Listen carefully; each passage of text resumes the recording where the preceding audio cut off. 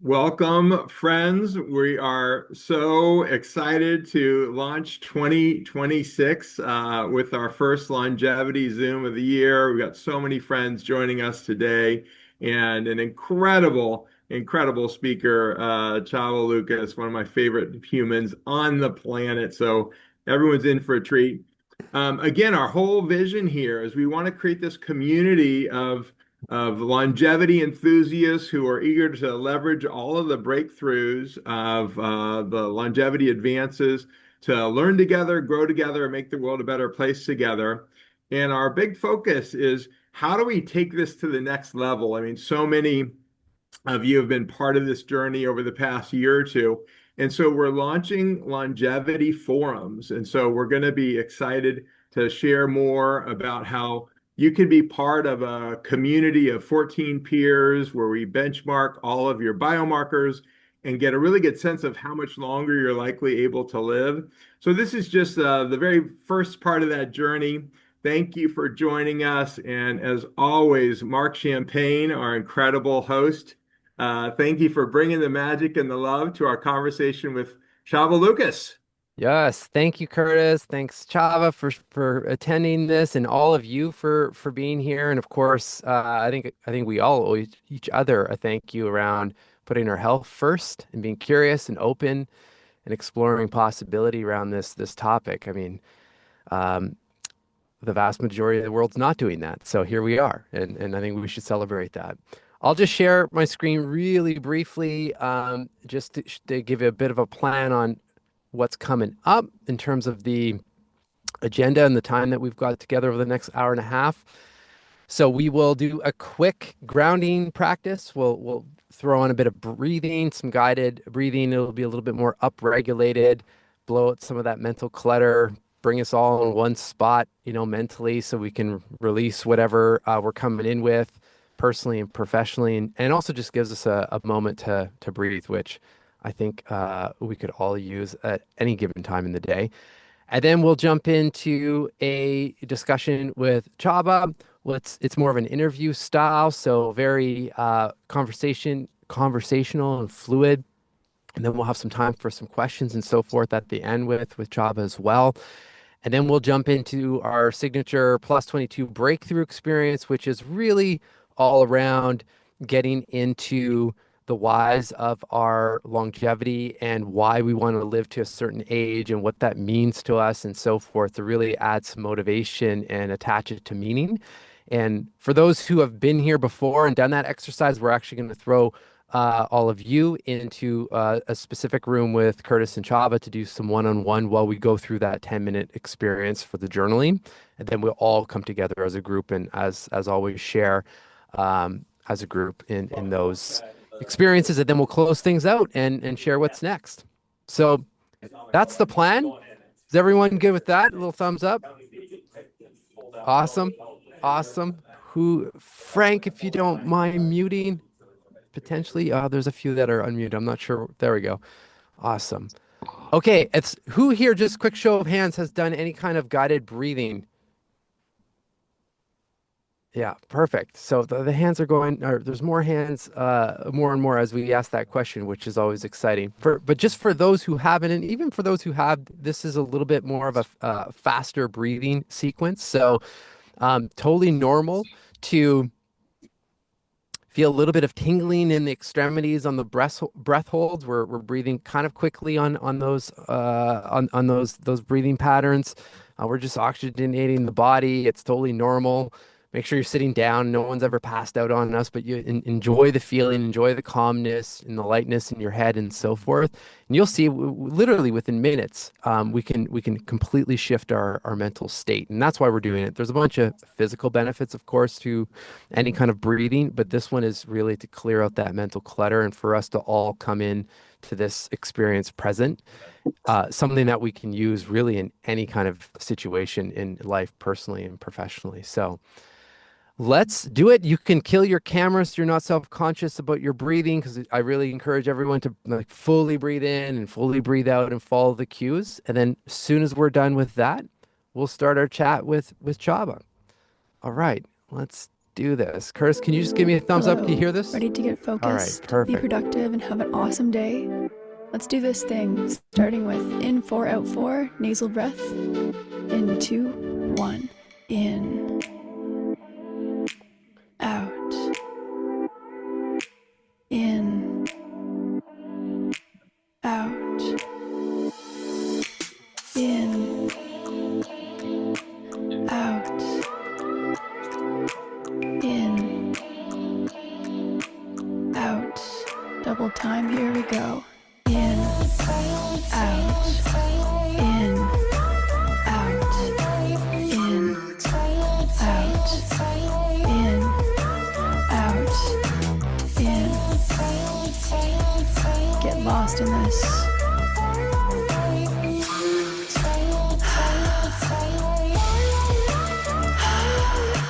Big breath in. Squeeze your hands into fists. Feel the power in your whole body. You're alive. Let's let it out with a big exhale right now. Holding on empty.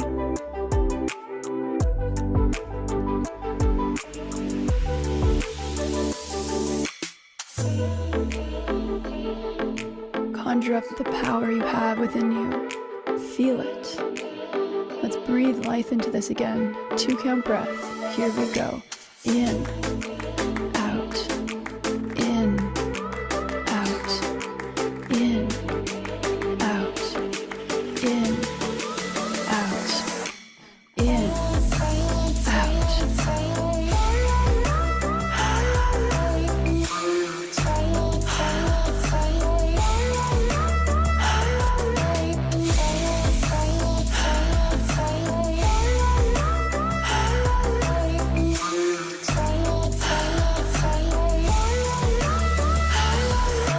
big breath in.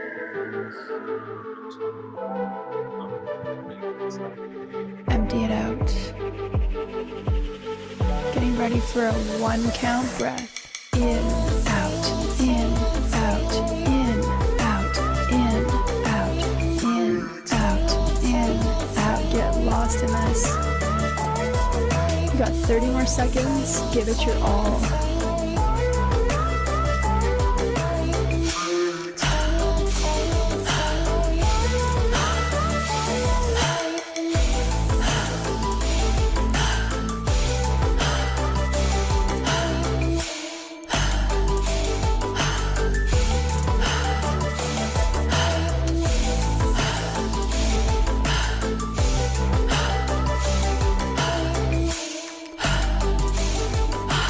Getting ready for our final breath in. Take it in. Feel the power in your stomach.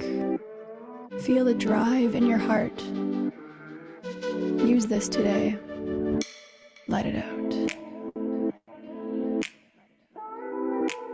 Beautiful. You are incredible. All right. Just slowly come back into your regular breath. Just in the chat, throw your cameras back on. How's everyone feeling after that? One word, throw it in the chat. I mean, I feel lighter. Anyone else? Don't be shy. Let's throw the cameras back on. I'm gonna pull the screen share off in a minute so we can all see your faces. But yeah, we got a little piece there from Jim. I like that.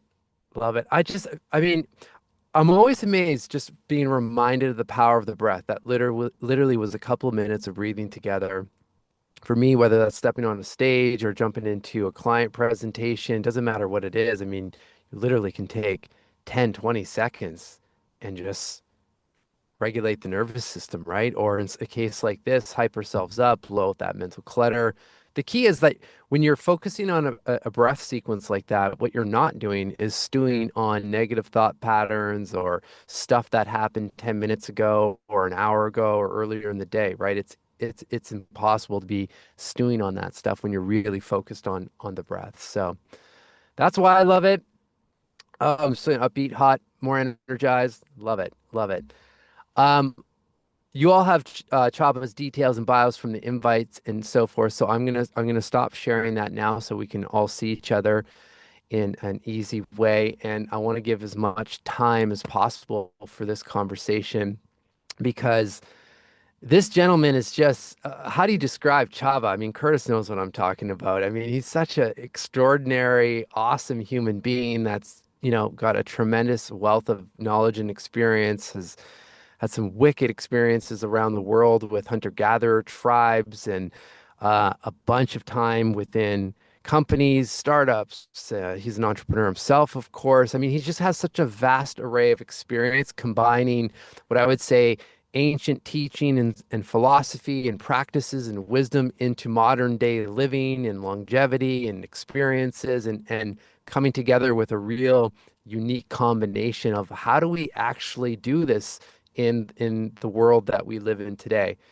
And the last thing I'll say, in Chava, and you can give yourself a line or two of who you are, but the last thing I'll say, what I really love about this gentleman is that of course, you prioritize your health and your well-being. It's a huge component to your life, but you also don't get hung up on the trends, and and are I think one of the first to say, well, wait a second. I mean, yeah, it looks kind of sexy and that looks really shiny, but is that really what we need? And just I think that's important in this day and age when there's so much, especially in the longevity space, that we can be experimenting with to just slow it down a little bit and start asking some questions. So with that long ramble of an intro, Chava, welcome and thank you. Thank you so much, Mark, to having me here, and Curtis and the whole Beusail gang, and thank you so much for everyone who's being here and spending your time here. The honor is ours.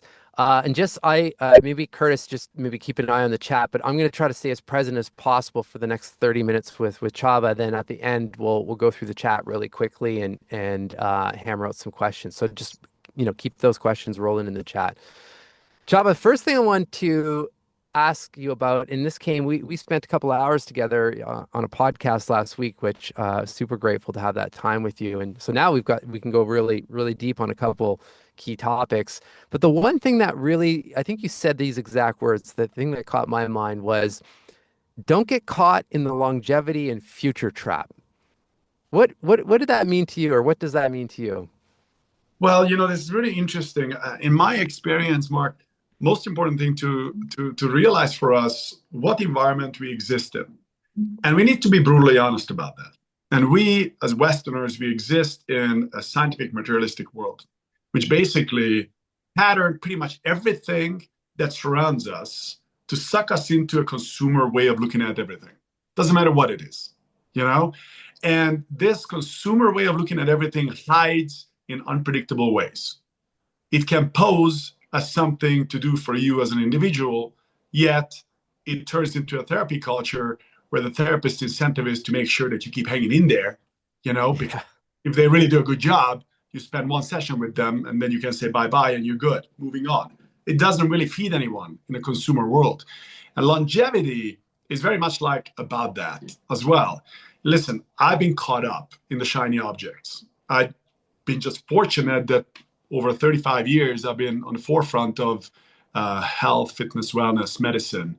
And already in the 90s, I worked with the biggest sports teams in the world and some of the biggest athletes in multiple different sports. And I was caught up in all the shiny stuff. But 10 years later, I realized that, oh my goodness, all the stuff that we thought was the cutting edge, now we know that it was just like sort of a facade, and we just didn't know this and this and this, therefore we thought it was the answer, but now we know this, and this thing actually creates cancer, right? Once you live through 3.5 decades like that, you don't get caught up as easily in the shiny objects. So longevity during this past five-ish, 10-ish years, it became now the fad, right? And it's very easy to get caught up in that. And longevity creates, but many of the products, all they are just consumer systems sucking you in, so you spend the money. And I'm not being jaded with this. It's all fine as long as you are aware of what you're doing and what you are enslaved by, so you can really choose to purchase or not purchase. Most people don't choose. They're just indoctrinated in a certain way and they get sucked into it. As opposed to really asking the questions, what am I really doing here? Do I really want to live long and high quality life? You know, is that really my goal? Did I really, or is it just an ideology, a story for the future that I'm creating, and I'm getting caught up in that future story? Because frankly, what's the point of living long? I'm so curious always about this whole idea, and Curtis always laughs about this when him and I talk. You know, I'm like, why do you care how long you live? Like, what's the point? There is no future. There's only a now. And if you do all the things that you can in the now to really take care of yourself right now, let's say we are here and we are not anywhere else. We are not living in the future, not thinking about the schedule tomorrow, but we show up for this conversation, then you're really invigorating yourself in a way that on some level, which science doesn't understand yet, invigorates your cells. And that, I think, creates a very good now. And if you have a lot of very good nows, then the chances are you will have a long now versus living in the future, right? Or in the past. For sure. So then how do you balance personally, there's so much advancement, of course, in this space. And then everyone on the line here, obviously we're motivated and we want to be as healthy as we can, and we want to continue to have great experiences and have impact in the world and so forth. I guess, how do we navigate that world of, like, let's not forget about the now, let's not forget about the fundamentals and the basics, and we can get into that as well. I'd love to get your perspective, especially from the tribes. And then also, though, being, I think, curious and open to experimenting with some of the advancements that we are seeing in this longevity space. Well, I think curiosity is a very human quality. And if you're willing to be truly curious, as opposed to just drinking the Kool-Aid, then you're on a good track. For instance, let me bring this beginning of this session. We did this breath work, right? This breath work exists in our modern culture. And if you ask anyone who practices this regularly, how many of them can tell you, why are you doing this? Well, I want to feel better. Okay, but where did this come from, right? Yeah. This type of breath came from the Tumo tradition and certain parts of the world where you needed to figure out how to handle your biology so you can get warm. That's really where it's coming from.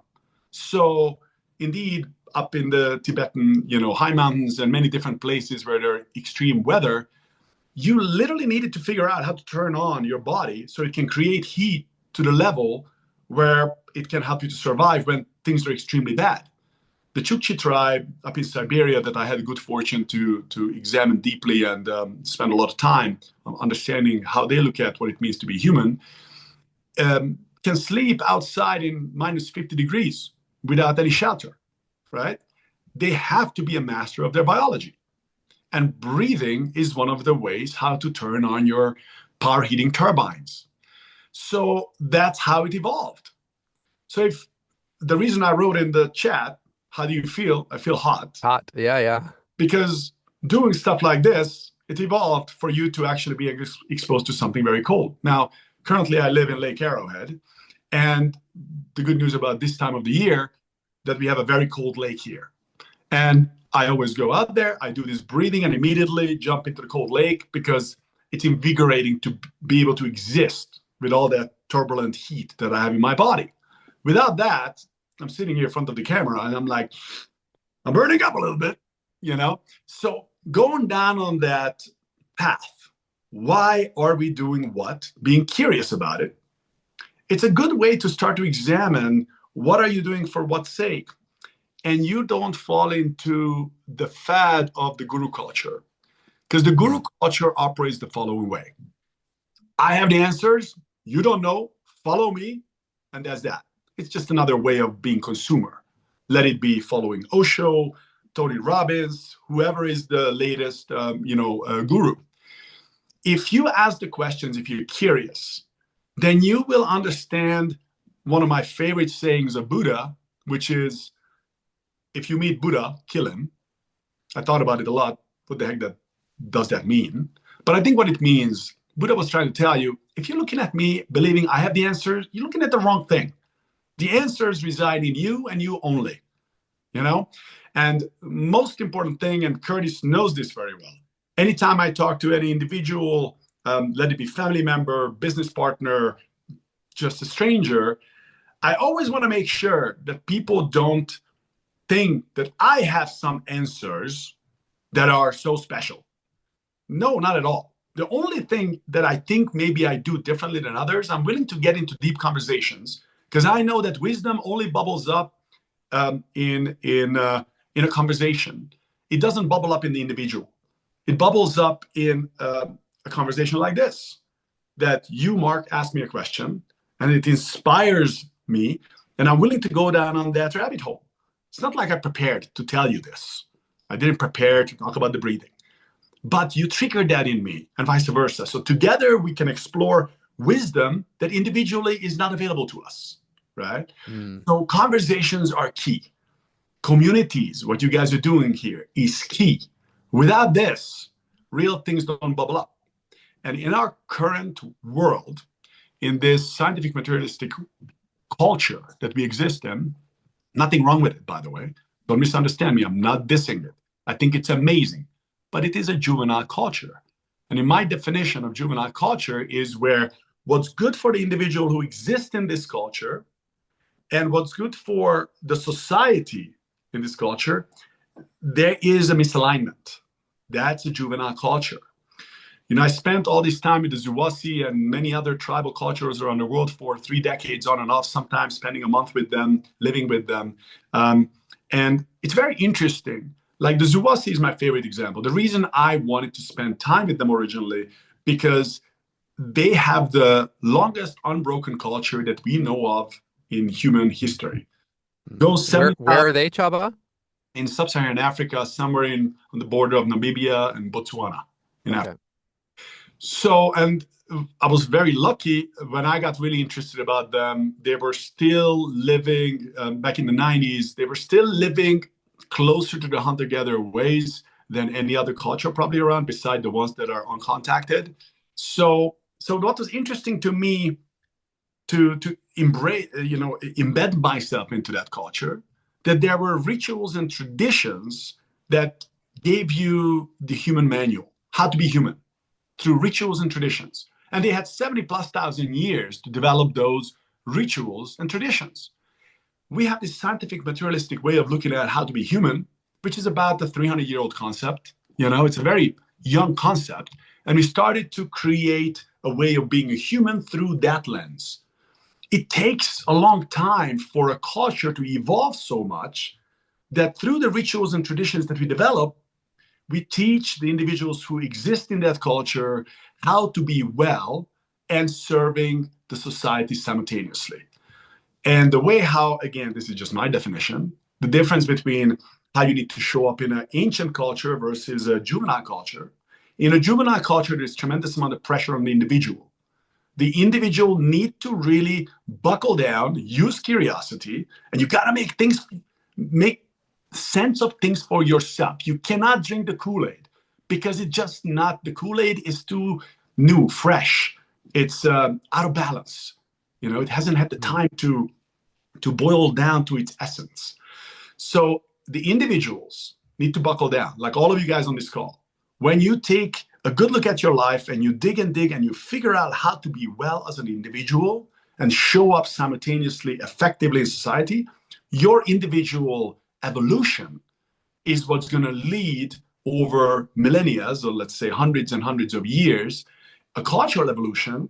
And then if our great-great-great-grandchildren 1,000 years from now look back in this scientific materialistic world, they're going to be like, oh my goodness, it's so nice to exist in this thing. I don't need to do anything because through rituals and tradition, I can develop a life that is uplifting, healthy, vibrant, and I feel fantastic.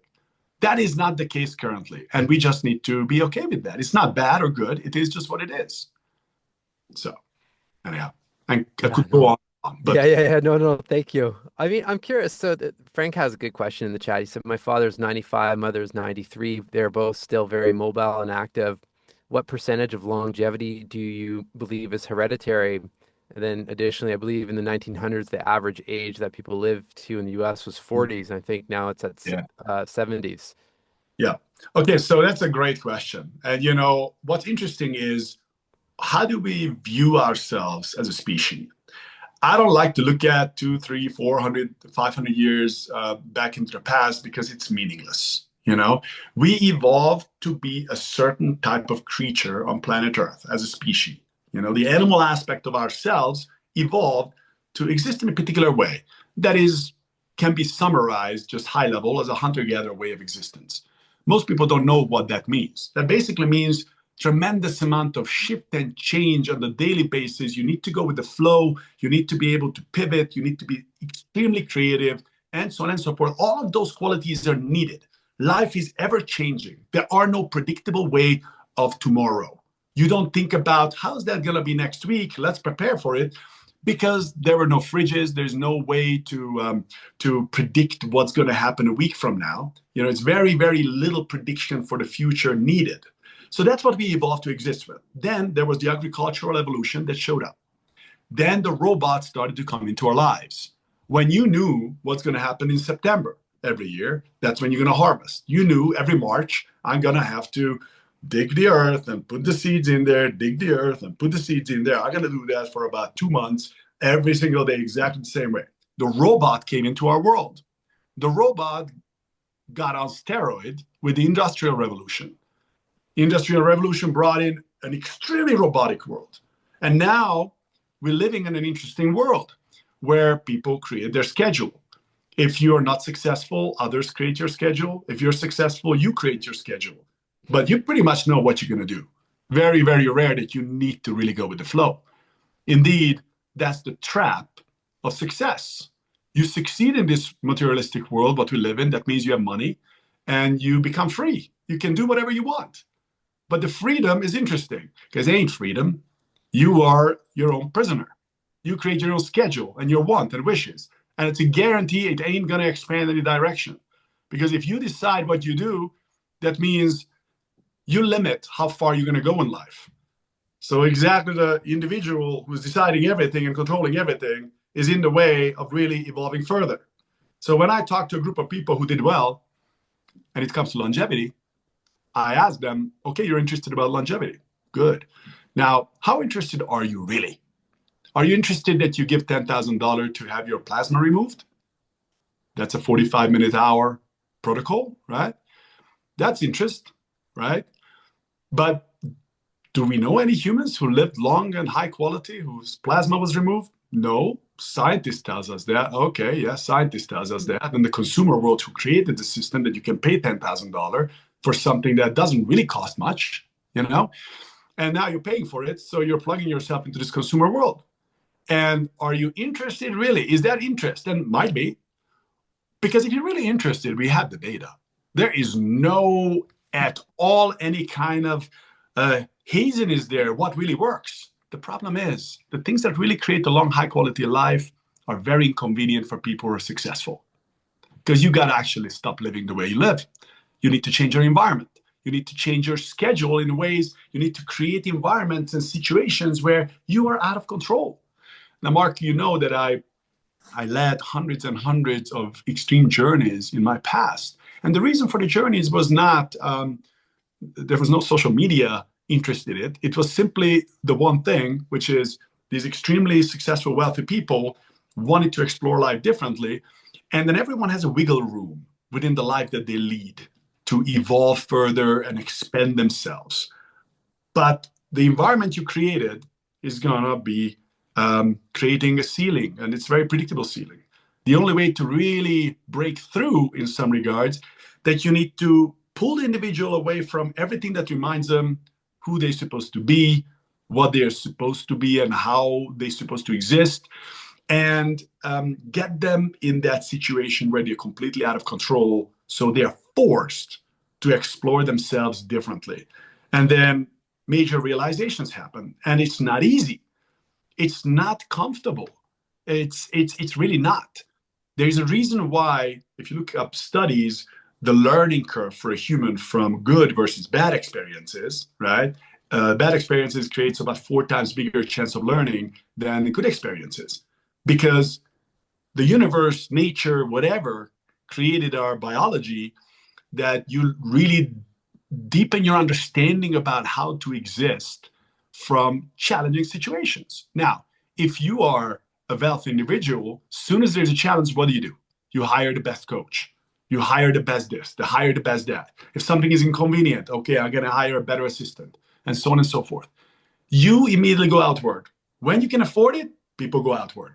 Very, very easy, because we were patterned in this materialistic world where there's always a service available to you. There's always something that willing to sell itself to you, right? This is why it's so hard. Anyway. Mm. So I'm curious, like, if, since you spent so much time with various tribes, if, let's say you could pull a handful of those lovely human beings and they were here with us and there was no communication barrier, and they knew that this was the group of people that essentially want to just live an impactful life, and I think a long and healthy life, what do you think they would tell us? That's a good question, brother. I think unanimously, what they say on the surface, I'm going to go to the etiology of what they mean. I think they would all say that stop giving a shit about yourself so much and realize and embrace that you don't matter. It's very, very important to embrace. For a Westerner, if the other culture is talking to us, they would say, you got to understand that you need to embrace the idea that you don't matter to yourself. If you just ask the question, just ask yourself, each of you, for yourself the question, how was life before I was here? Just think about it for a second. And the answer is going to be like, it was fine. How's that going to be when you croak in this 3-dimensional body that you exist right now? It's going to be fine. You'll be fine. You're not going to hurt after, just like you didn't hurt before you existed, right? Who's going to hurt? Look at all the 8 billion people on planet Earth. Most of them not going to notice. You don't matter. No one gives a hoot that you're gone. Just like they didn't give a hoot that you were not here before. There's a small group of people who actually cares. Your family, the closest people to you, they will be the ones who care. Therefore, you got to really change your point of view. What matters? Stop worrying about your own self matter so much, and start worrying about everyone who actually matters, which is that community that you can touch. For you guys, whoever is on this call, maybe you guys are here for each of you here and care for. Put the emphasis and your actions and everything you do, the focus on those individuals, and that will create a life that's worth living in the now. You're going to stop worrying about rudimentary things, which is all about me, my own importance, and focus on the things that actually really matters. I think that's universally maybe one thing they would say. Is that it? I mean, I have to, is there anything else that comes to mind? Yeah. We live in this world where we toss around spirituality and all that. And Curtis knows this very well. People who don't know me deeply, they will often say that Csaba is one of the most spiritual person I've ever met. And Curtis knows what deep down I am. I'm like, you know what? Spirituality for most people, it's a fucking excuse. That's all it is, because without profound biology, good luck with spirituality. Ain't going to happen. Because your biology, if it's not superb, it will affect the biochemistry of your being, which psychologically going to inhibit for you to be able to be balanced enough to sense the subtleties in the quantum world or in the world of spirits, whatever your belief system is. You need to be sensitive enough to be able to connect to the world, what is deemed to be spiritual.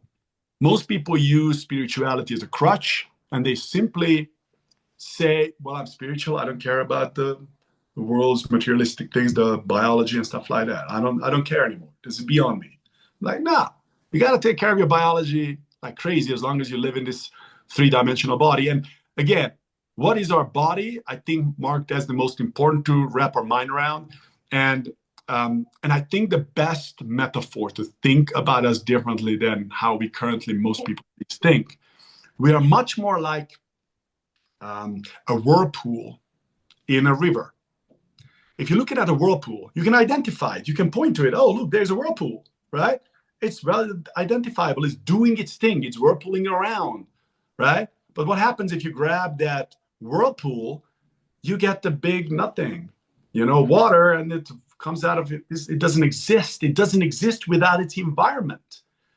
Humans, instead of individual beings, we need to understand that we are more like humaning versus, separate entities. You realize that you are an action.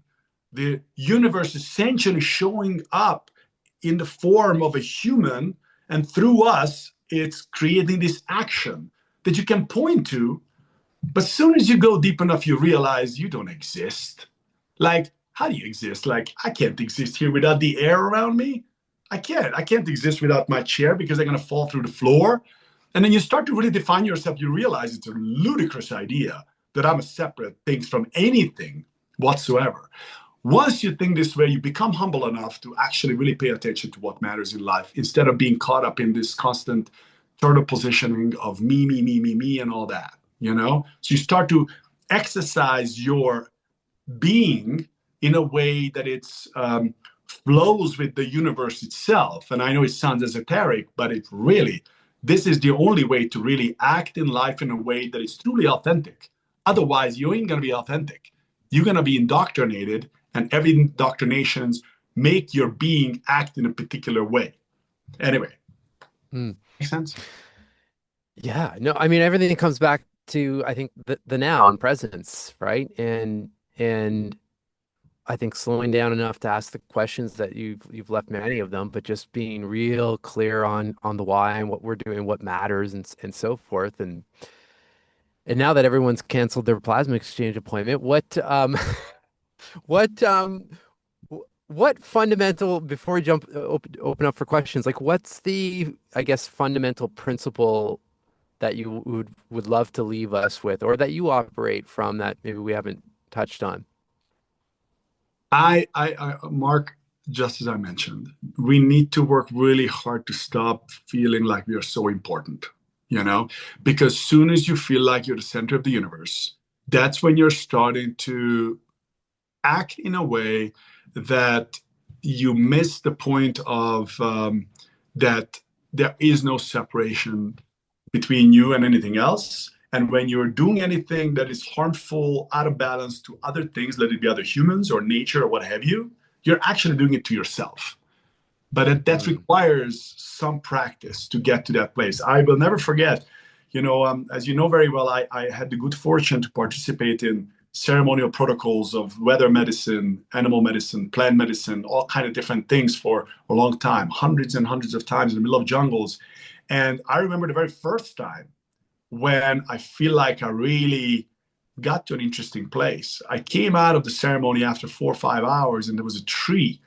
And I will never forget, I was laughing my ass off because I'm like, how ridiculous that I actually thought that there is a separation between that tree and me. And I know it sounds like one of these weird stuff, but that memory, understanding that anytime when you do anything to your environment, you are doing it to yourself.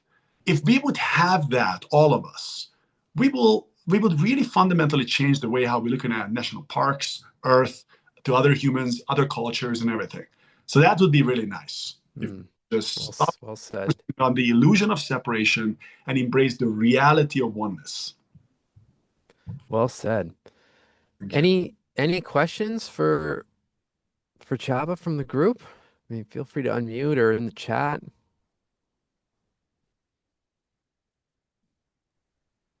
No, I think it's great. Can you hear me okay? Yeah, thanks, Frank.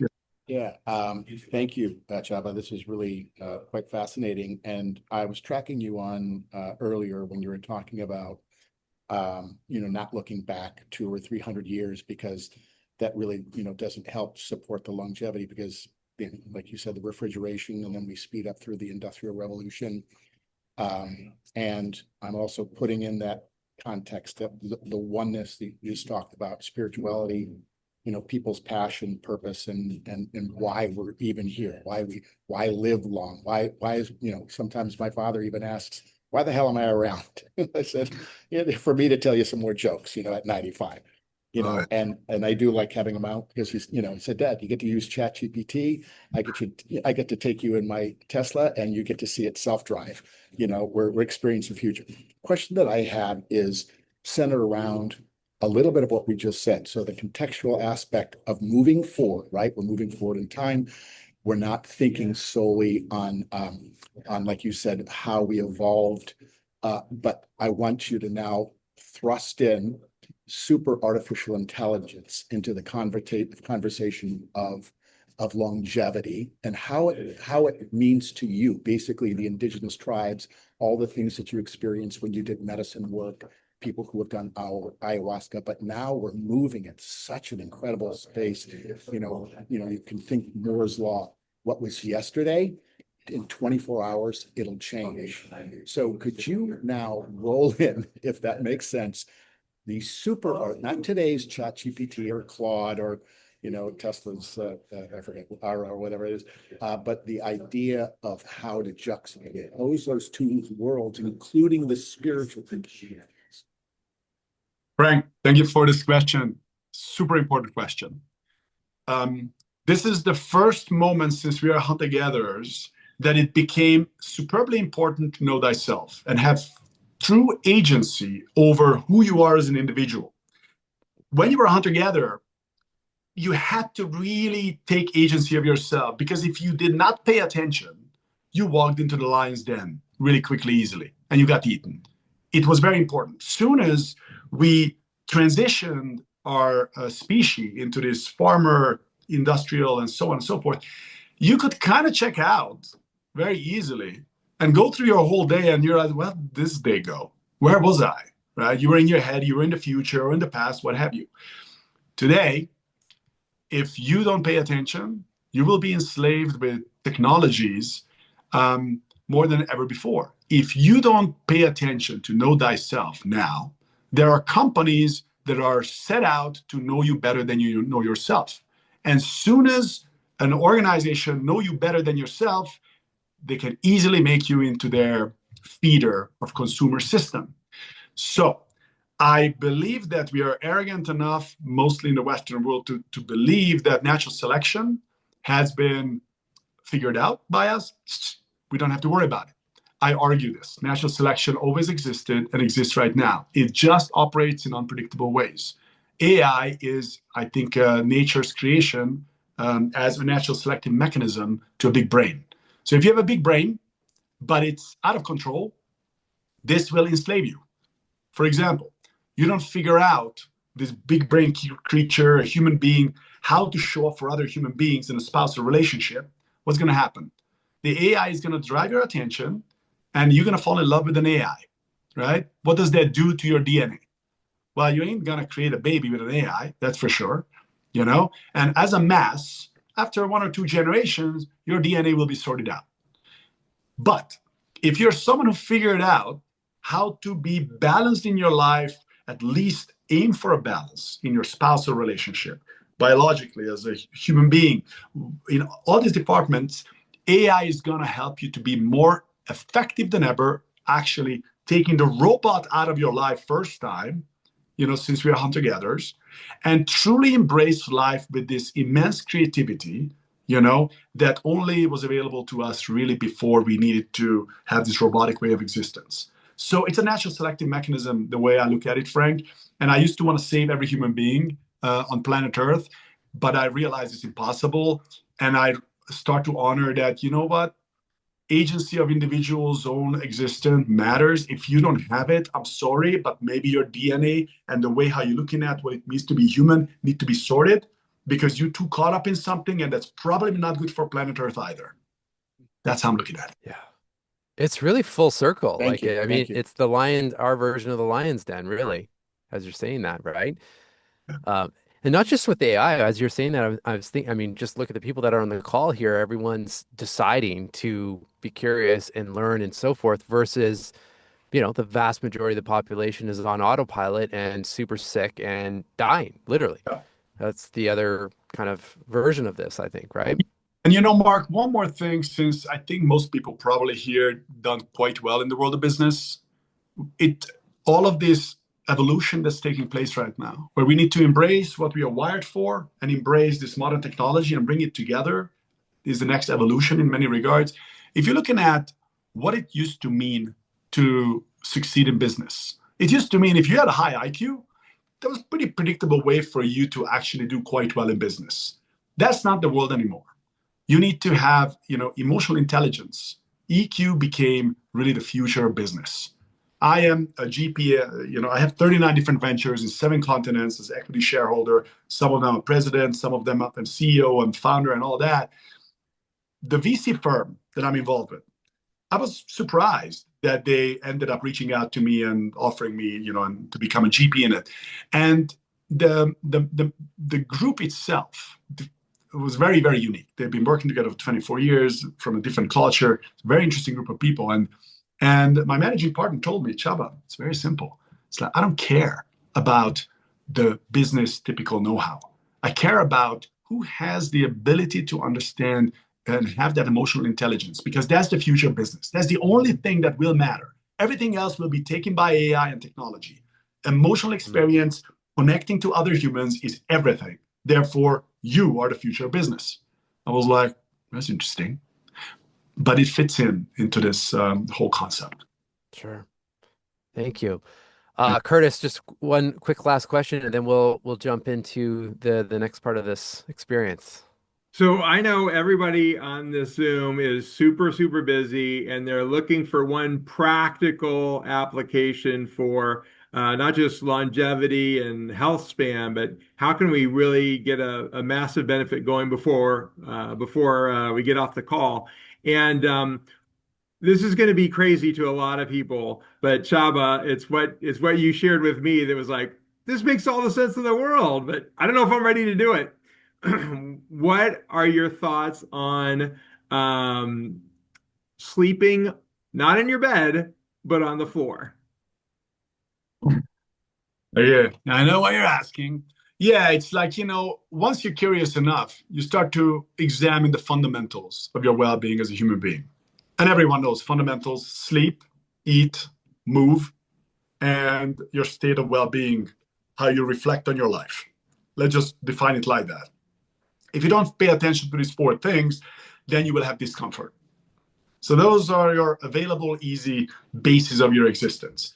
So sleep, that's what you're alluding to.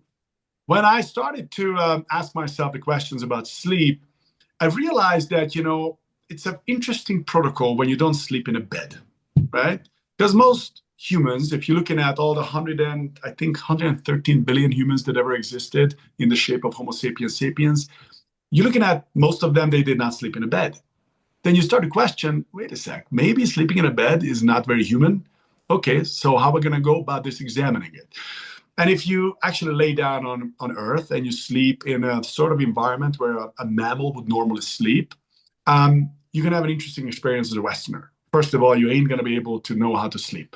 First night, you're going to have a horrible night. Second night, still a bad night. Third night, still going to be bad. And around the 4th night, in my experience, when you start to realize that sleeping is not an inactive activity. Indeed, if you sleep like a normal human being meant to sleep, you have 17 body positions you're supposed to experience throughout the night. 17 different body positions. And the way how that works is that when you lay down on the floor, after about 20-25 minutes, it's very uncomfortable to stay in that position, because the ground actually works like an acupressure system. It presses on a certain part of your body, and it's uncomfortable, and you move. The problem is, most humans who sleep in a bed, they lay down like this and they wake up like this. They hardly move. It's really not very healthy for our bodies to be motionless or have 1 or 2 body positions throughout the night. You're meant to continuously move and keep rotating yourself around. Everyone knows if someone is sick, you need to rotate them regularly, otherwise they're going to have all kind of problems. I think a lot of our problems coming from beds. It feels comfy when you lay down, of course, but you're not going to move. So you don't get that massive acupressure treatment for 8 hours that actually vital for your nervous system to get reinvigorated. So Mm. I think there is a lot to explore. How's that to sleep on harder surfaces? And understanding it's not going to be a walk in the park. It's going to take a while. But once you learn it, you realize you can track with your Oura ring eventually, and you will realize how much more deep sleep you can gather up. That's my answer. That's interesting. And the good news is you don't have to sleep on the floor every night. About 35% of the time is enough, right, Chava? Yeah, I think most cases, if you run, I ran hundreds of marathons barefoot, in my life, and when you understand what barefoot running is, and when you understand how horrible it is when you run in shoe, um, and you try to figure out what is realistic. How much do I need to 100% run barefoot, or is there like a percentage that is good enough for me to get benefits and mitigate the challenges of shoe existence? And there are studies on this, and I dug myself quite deep into it. I wrote a book about this subject. There's about 25% of the time, if you run barefoot, it will mitigate the challenges of running in shoe and give you almost all the benefits of running barefoot. Same with sleep. You don't need to have 100% of your sleep like that. You can just do what I do, which is I make sure 25 to 30% of the time I try to sleep like that. Because then you get all the benefits. At least that's a nice little pinnacle. You don't have to be idealist activist. You can just be an idealist. You don't need to fully be, Nazi about it. Ah, dude, I love it. That's good. We get the benefits, plus you can keep your sponsor of Eight Sleep and Nike and so forth. I'm Exactly. just kidding. Exactly. Yeah. Well, thank you so much, Chava. I mean, stick around for a few minutes if you don't mind, and everyone here as well. We're gonna jump into the what I would just call, I mean, it's just a really quick 8-10 minute experience. It's kind of forced journaling to really understand the whys behind our longevity, what it means to us, and so forth. And then, like as I mentioned, for those who have done it, there's a few people on the line that are familiar to me at least. We can pop you in a Zoom room with Curtis and Chava for a few minutes of continued questions, and then we'll just come back together afterwards. So it just actually raised us. Nathaniel's going to pop us in some rooms. So just if you have experienced the plus 22 journaling experience before, just raise your hand so he knows who to pop into the room. Steve, probably Vicky, Curtis. Is anyone else? Maybe just put the icon up, Nathaniel, so you can see it. Just use the emoji. Yeah, if you can raise your hands if you're off camera, because otherwise I will put you in. I see you there, Vicky. I'll put you in the room with Mark, but have a group ready to go. So we will split All you right. up. Perfect. And I will. All right, let's jump in.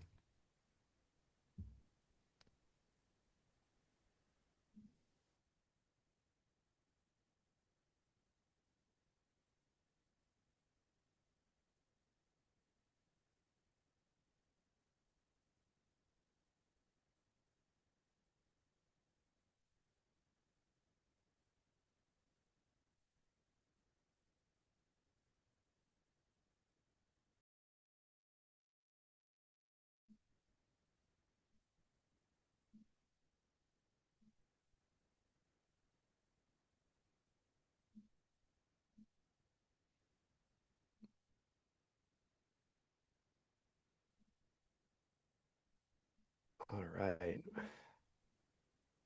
Everyone should slowly be coming back.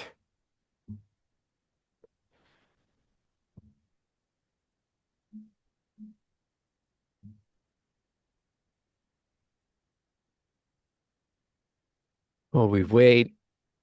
Frank, Bill, Paul, how'd you guys find those questions? I love them. We're great. Oh, good. Yeah. Yeah, make that sort of intentional aspect of things. You start to be more mindful. Yeah, Yeah. Right now, I don't have anything. totally. Thank you. So, All right, everyone's rolling in from the other group. Amazing. Amazing.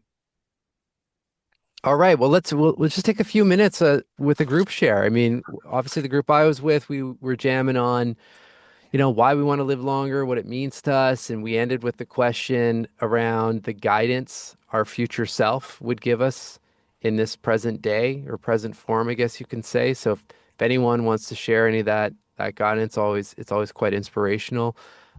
Or the question that's up on the screen, and then I'll stop sharing is, what's the most important or most impactful insight you're leaving with today in general? Let me stop this so you can see each other. Yeah, I'll share. First, I thought this was great. Thank you so much. As I saw this come up, I'm like, oh, I said I was going to do it, and I just had a busy day, and I'm so glad that I made time for it. And I think that's another thing that just gets reinforced when you are part of these type of things, that you need to put yourself out there, and you have to learn to become who we want to become. Um, Mm. my parents both died really young. My dad died at 56 and my mom died at 62, and I'm 53, 52. Um, and I have changed my life dramatically in the last 3 years. I actually had Curtis on. I started a side project called LA Sober, and that's not what this is about, but it was just about becoming better me. And through this, it is remarkable how, when you can become more present, you can start to understand and get emotion from people when they're speaking or when I'm learning. So for me, I think, you know, it's about, like, from what I learned today, is mostly about um, going back to that I'm not that important. And all the things that we go through and all the noise, it really doesn't mean anything. And you need to find what is truly important, because it's not the cars I drive or the house I have. It's about those connections with myself, most importantly, so then I can be there for my family. Thanks. I love that share. Thanks, Bill. Marco, can I just, since it occurred to me that this is a longevity conversation, but I want to propose a question to everyone. If you try to define yourself, most people still define themselves as this three-dimensional being. Let's look at the carbon aspect of you and the water aspect of you. We know that everything in you that's solid, it is stardust and sun dust. Literally, it's coming from stars and suns, and it's a very ancient material that makes up who you are. The latest findings on water is now that they believe that water on planet Earth is actually older than our sun. And your whole body, 70% is water, 90+% your brain is water. So if you put these two together, think about it. Water in you is super ancient. The carbon aspect of you is super ancient. Then you are an ancient being when it comes to the things that you usually define as yourself, right? It's an interesting concept, because we're still thinking with this limitation of I'm 50 years old, I'm 60 years old, 70, I'm going to live to 100, 150 and all that. But the things that make up the biological ego body that you represent here is actually an insanely ancient being. So the consciousness and the current puzzle that is built out of that material that has that age, and then you go down in that rabbit hole and some interesting things you can come up to. Is it possible to actually die? It's a good question. Whew, there's a question for a Friday. I love that.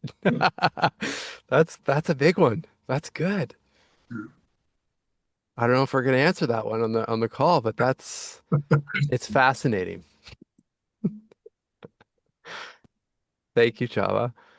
Thanks, Mark. Anyone else?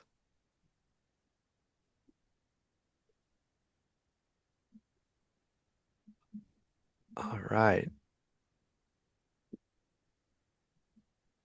Yeah, thank you. Amazing. Well, if there's no other questions, maybe Curtis, if you want to take us home and just share. Do you need slides, or are you okay just kind of verbally? Yeah, we're good. We're good. This is Yeah, awesome. yeah. As always, Mark, Chava, you both inspire me in so many respects, and I really do encourage everybody here to check out Chava's YouTube videos. I think there's over a Yes. hundred, and they're fascinating. They're funny. They're insightful. If you've ever been curious about running barefoot, there's a lot of great stuff there. But really, everything I've learned from Chava has impacted me so profoundly, and we're just grateful as always for your time. And one foreshadowing is that there's a good likelihood that we're going to be doing some longevity retreats with Chava in Lake Arrowhead. So for anyone who's interested in that, ping us directly because there's some very cool developments on that front. But again, as always, Just a warning though, no shoes, no beds. Just kidding. I it's have No to. optional. food. Yeah, Curtis, exactly. Curtis or Mark, are there any links? I know, Curtis, you mentioned YouTube videos for Chaba. Is there any links or things, or websites that we should be going to, or maybe that we can follow up with on an email? I didn't mean to interrupt you. I was just thinking it No, was so thank you. wonderful. Yeah, Thank you, we're going and to be thank you sending guys. a thank you email out along with a recording of this to everybody, and we'll make sure to include those links for sure. But again, the long-term vision is like, how do we create this community where our vision is to have 10,000 heart-centered leaders who, by taking advantage of these longevity breakthroughs, are able to find an extra 22 years, not just a lifespan, but also health span and joy span. And imagine the cumulative impact of 10,000 people with an extra 22 years. That's 220,000 years of this community learning together, growing together, making the world a better place together. And so we want you to be part of that. And these Zooms are awesome and the in-person events are awesome. But we really think the best way to maximize it is through a forum, coming together with a group of your peers. So we've included the link to Brian Howard. Say a big a wave there, Mr. Brian Howard. He'll be following up to find out where you are on your longevity journey and how we can best support you. So look forward to connecting with Brian. But if you want to proactively schedule something with him directly, use the link in the feed here. But we just are so grateful for this community. I'm personally inspired to make 2026 my best year yet, and I know it'll be better with each of you in it. So thank you. God bless you, Chaba, Mark. We love you, and we'll look forward to seeing everybody next month. Thanks so much. Take care. Thank you, everyone. Thanks, everyone. Thank you. Bye. Thanks. Yeah. Bye-bye. Bye bye.